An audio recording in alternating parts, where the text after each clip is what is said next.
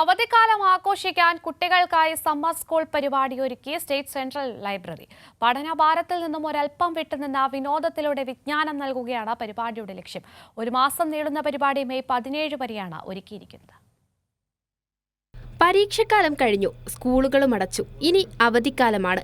കളിച്ചും ചിരിച്ചും കൂട്ടുകൂടിയും യാത്ര ചെയ്തും ഇഷ്ടപുസ്തകങ്ങൾ വായിച്ചുമെല്ലാമാണ് അവധിക്കാലം ആഘോഷിക്കാറുള്ളത്. എന്നാൽ അതിനിത്തിരി മാറ്റുകൂട്ടാനും പഠനഭാരത്തിൽ നിന്ന് ഒരൽപ്പം ആശ്വാസം നൽകാനുമാണ് വിനോദത്തിലൂടെ വിജ്ഞാനമെന്ന ആശയത്തിലൂടെ state central library summer school സംഘടിപ്പിച്ചത്. ചലച്ചിത്ര പിന്നണി ഗായിക പുഷ്പാവതി PR പരിപാടി ഉദ്ഘാടനം ചെയ്തു.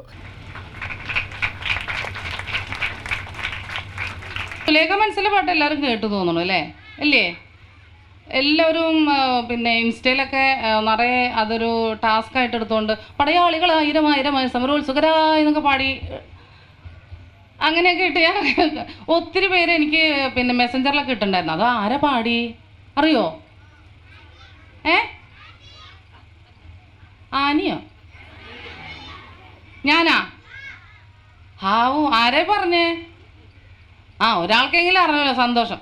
ആ പാട്ട് ഞാനാ പാടിയത്. ജോർജ് ഓണക്കൂർ, നിതീഷ് സഹദേവ് തുടങ്ങിയവരും പരിപാടിയിൽ പങ്കെടുത്തു. ഒരു മാസം നീളുന്ന പരിപാടി മെയ് 17 വരെയാണ് ഒരുക്കിയിരിക്കുന്നത്. കൈരളി ന്യൂസ്, തിരുവനന്തപുരം.